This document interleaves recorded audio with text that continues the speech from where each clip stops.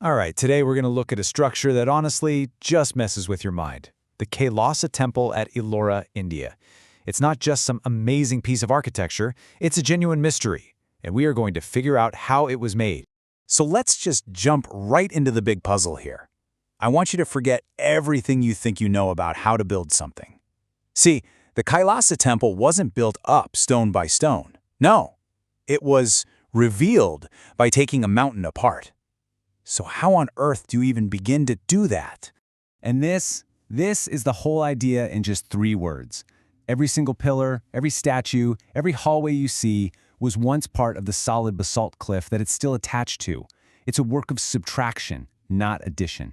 This is sculpture on the scale of architecture. It's just wild.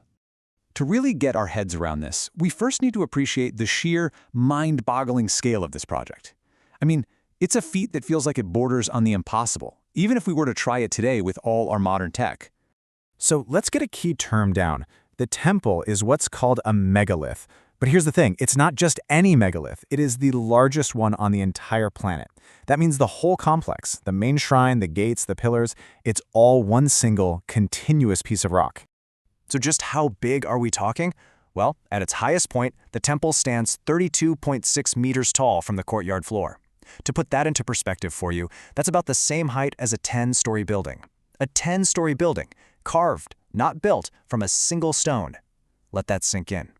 You know, a project this huge doesn't just happen. It takes someone with incredible power and a serious vision. So let's get into the who behind this and see how this incredible carve got started. The main credit for this absolute wonder goes to a ruler named King Krishna I.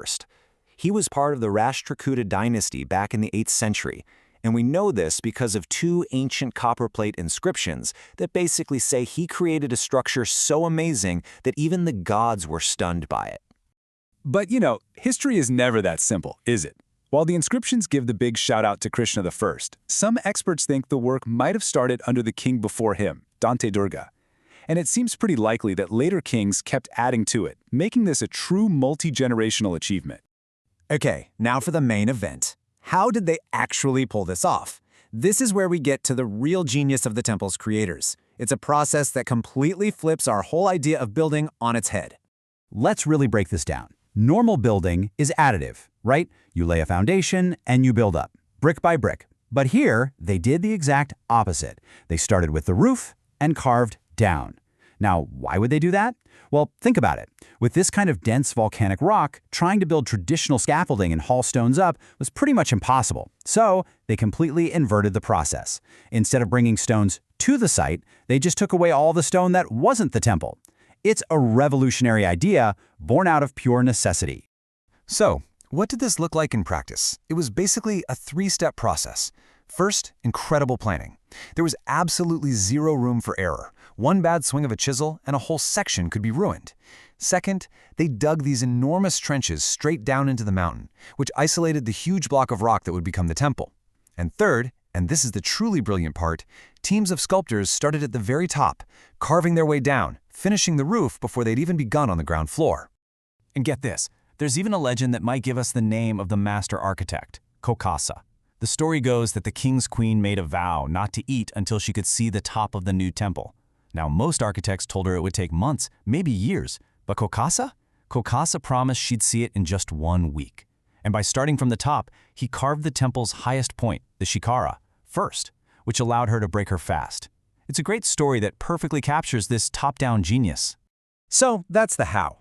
Now let's explore the what. Because stepping into this finished marvel, you're not just walking into a building. You're walking into an entire, complex world, all carved from a single piece of stone. The whole thing is laid out in this massive U-shaped courtyard. You walk through a gateway, and right there is the main shrine to the god Shiva, and you'll see his sacred bull Nandi in a separate pavilion, plus these 2 towering, freestanding victory pillars. But the part that always gets me is the base. It's carved with these huge, life-sized elephants, making it look like they are literally holding the entire weight of the temple on their backs. Now, among literally thousands of amazing carvings, there's one that just stands out. It's this panel here, and it shows the moment the demon king Ravana tries to shake Mount Kailash, the home of the gods. You can feel the power and the tension. It's considered one of the absolute greatest pieces of Indian art, just dynamic and powerful, frozen in stone forever. But the story of the Kailasa Temple doesn't just stop in the 8th century, not by a long shot. Its legacy is one of pure awe, a power so great it could even impress people who were known for destruction.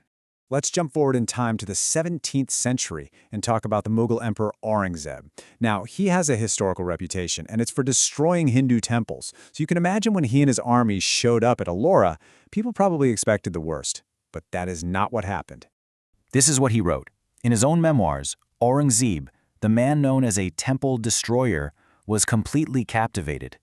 He didn't describe Kailasa as a place for unbelievers. He called it a marvelous wonder, the work of a transcendent artisan that was just impossible to capture in words. You had to see it. So here's the real takeaway. The sheer artistic and engineering genius of the Kailasa Temple goes beyond faith, beyond politics, beyond time itself. It was a masterpiece so profound that even an emperor who was famous for destruction could only stand back and stare in wonder. Which kind of leaves us with one final thought to chew on. The creators of Kailasa worked with hammers and chisels, and they left behind something that has blown people's minds for over 1,200 years. It really makes you wonder, what are we building today that will have that same power to inspire awe a millennium from now?